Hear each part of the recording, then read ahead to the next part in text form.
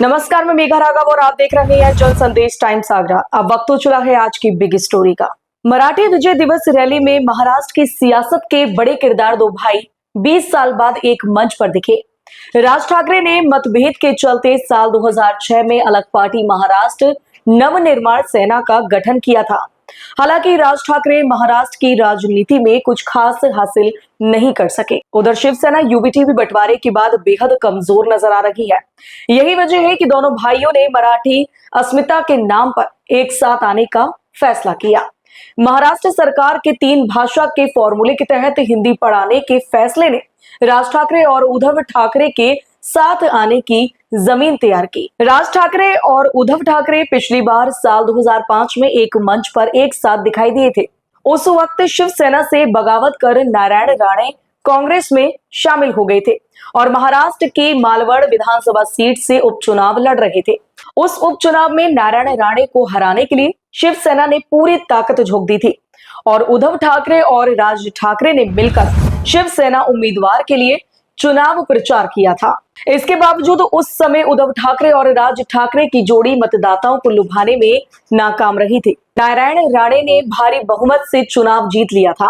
राणे ने शिवसेना उम्मीदवार की जमानत भी जब्त करा दी थी। कुछ माह पहले फिल्म निर्माता महेश मांजरेकर के पॉडकास्ट में राज ठाकरे ने उद्धव ठाकरे से हाथ मिलाने के संकेत दिए थे। महेश मांजरेकर ने पूछा था कि क्या अब भी दोनों भाई साथ आ सकते हैं। इस पर राज ठाकरे ने कहा था कि महाराष्ट्र के अस्तित्व, महाराष्ट्र के लोगों के अस्तित्व के सामने हमारे मतभेद कुछ भी नहीं है, इसलिए मुझे नहीं लगता कि साथ आना कोई बहुत मुश्किल काम है। सिर्फ इसकी नियत होनी चाहिए। ये सिर्फ मेरी बात नहीं है और ना ही ये मेरे हितों के बारे में है। हमें बड़ी तस्वीर देखनी चाहिए। राज ठाकरे का बयान सामने आने के बाद शिवसेना यूबीटी प्रमुख उद्धव ठाकरे ने भी तुरंत सकारात्मक प्रतिक्रिया दी। उन्होंने कहा, मैं छोटे मोटे झगड़ों को किनारे रखने के लिए तैयार हूं। मैं सभी मराठी लोगों की भलाई के लिए एकजुट होने की अपील करता हूं, लेकिन एक तरफ उनका यानी भाजपा का समर्थन करना और बाद में उनका विरोध करना, इससे काम नहीं चलेगा।